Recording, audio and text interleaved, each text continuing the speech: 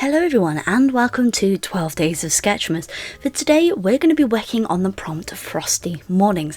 And there's a lot that you could do for this prompt, which is a really fun idea, but I was really inspired by like those sort of old traditional style like holiday cards that you see where they've got the house and it's covered in snow, and maybe you see like Father Christmas riding in the distance. Like that's the sort of like feel that I was going for.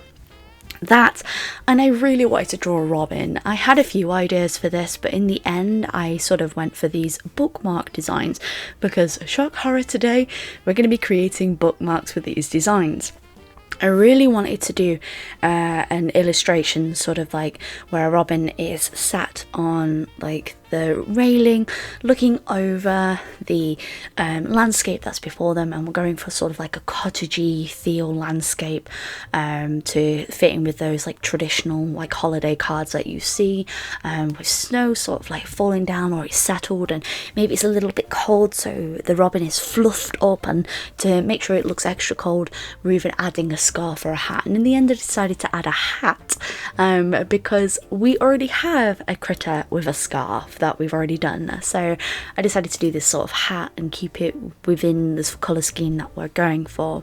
So you can see here I'm just working on the illustration. Now this is done digitally using an iPad 9.7 inch first generation and an Apple first generation pencil, and I'm also using the program Procreate here. Been playing around a lot with digital lately, and I've been slowly trying to improve with it and get better.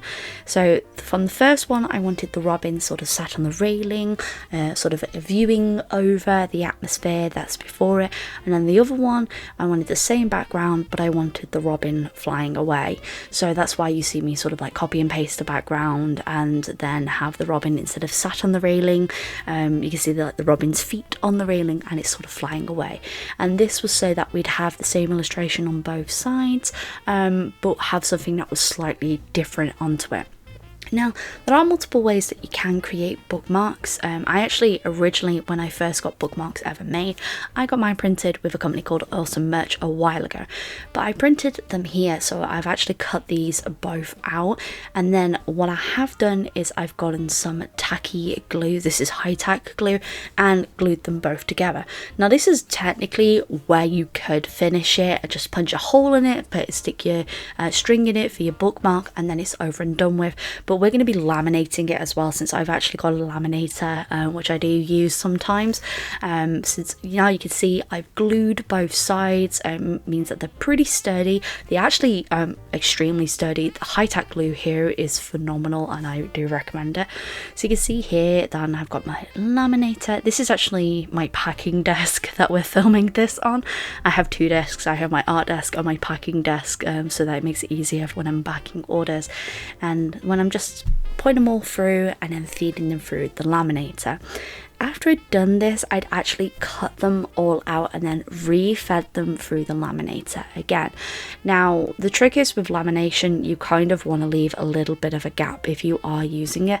You don't have to do this when making bookmarks. Technically, you can just like stick two pieces of paper together and then your bookmark is ready, as long as you've used sturdy enough glue.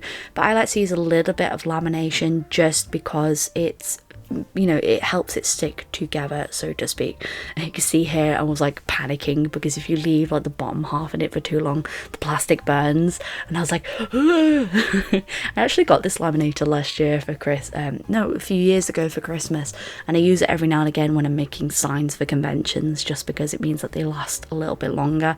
I actually haven't used this for quite a while, but I do need to make new signage for conventions when they eventually do hook back up. But here we are. As you can see, the entire sheet already raring to go, and now we just snip, snip, snip, snip, and they are all separate, as you can see here. The lamination essentially just gives it that extra bit of protection. So what I'm doing here is I've got my trusty hole punch, and I'm punching a hole in the top of this. Now, ideally, I wish that I'd done the sun so that they would line up on each other, but they're slightly off center. So if I'd planned that in advance, we wouldn't have had this, you know, they wouldn't be slightly off center, but lesson learned.